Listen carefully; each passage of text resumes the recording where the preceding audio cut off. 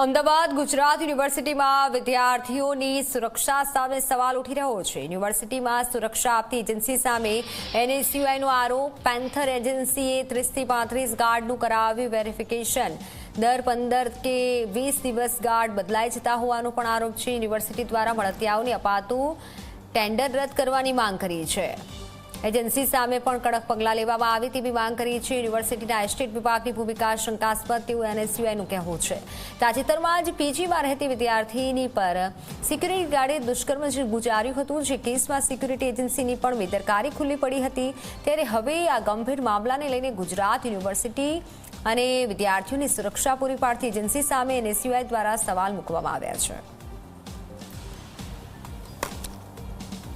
ગુજરાત યુનિવર્સિટીમાં હજારો વિદ્યાર્થીનીઓ ગુજરાત યુનિવર્સિટીની હોસ્ટેલ, ગર્લ્સ હોસ્ટેલ હોય કે એનઆરઆઈ ગર્લ્સ હોસ્ટેલ હોય, તમામ જગ્યાએ આ સિક્યુરિટી એજન્સી કાર્યરત છે, પરંતુ હજી સુધી આ સિક્યુરિટી એજન્સીનું કોઈ પણ પોલીસ વેરિફિકેશન કરવામાં આવ્યું નહોતું।